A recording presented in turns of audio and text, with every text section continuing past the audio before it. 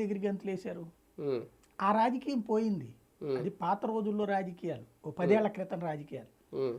అట్లా అనౌన్స్ చేయగానే రావడం. ఇప్పుడు అంటే అంతా సీట్ కార్పొరేట్ రావడమే స్టైల్ ఒక కదా. పెద్ద వరప్రసాదంలా ఫీల్ అయ్యేవారు కదా, ఇప్పుడు అది లేదా? నార్మల్గా క్యాజువల్గా లేదు ఏముందిలే ఇప్పుడు. అంటే అన్నట్టుందా? ఇప్పుడు ఇదొక ఇప్పుడు ఏంటి ఆ రోజుల్లో ఏంటంటే పనులు తక్కువ ఉండేవి. ఓ 100 రూపాయలు ఇస్తే గొప్పగా ఉండేటటువంటిది. ఉమ్, నాయకులు ఇలా చుట్టూ తిరుగుతూ ఉండేవాళ్ళు. ఉమ్, ఇవాళ రోజు జనాలకి అంత తీరిక ఎవడుకుంది?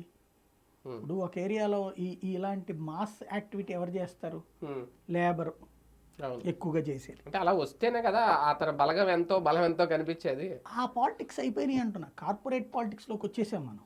ఉమ్, ఇప్పుడు ఇవాళ ఇదివరకటి రోజుల్లో ఏంటి, ఫెమిలియర్ ఫేసు, జనంలో తిరిగే ఫేసులకు ఓట్లేసేవాడు. ఉమ్, ఇప్పుడు డబ్బులు ఉన్నోడికి ఓటేస్తున్నారు. ఉమ్, అట్లాగే ఐఏఎస్ రిటైర్డ్, ఉమ్, లేకపోతే ఏ ఎన్ఆర్ఐ ఉమ్, బాగా ఉన్నటువంటి వాళ్ళకి వేస్తున్నారు. వాడికి మాస్ ఎందుకు వస్తారు?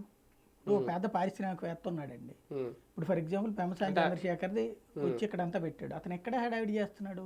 ఉమ్, అతను వెళ్ళి తెలుగుదేశం కార్యక్రమం పెట్టి ఉమ్. అక్కడ కూర్చుంటేనే హడావిడి. మీటింగ్ పెట్టి ఒక సబ్ పెట్టి. సబ్ పెట్టి భోజనాలు అవన్నీ ఏర్పాటు చేస్తేనే హడావిడి. ఉమ్, ఇవాళ రాజకీయం మారిపోయింది. ఉమ్. అదే కదా పవన్ కళ్యాణ్ అంటే బాధ కూడా. ప్రజల్లోంచి వచ్చిన నాయకుడికి అది ఉంటదేమో, అంతే. జనంలోంచి వచ్చిన నాయకుడికి ఆ అది వాళ్ళ ఫాలోయింగ్ జనం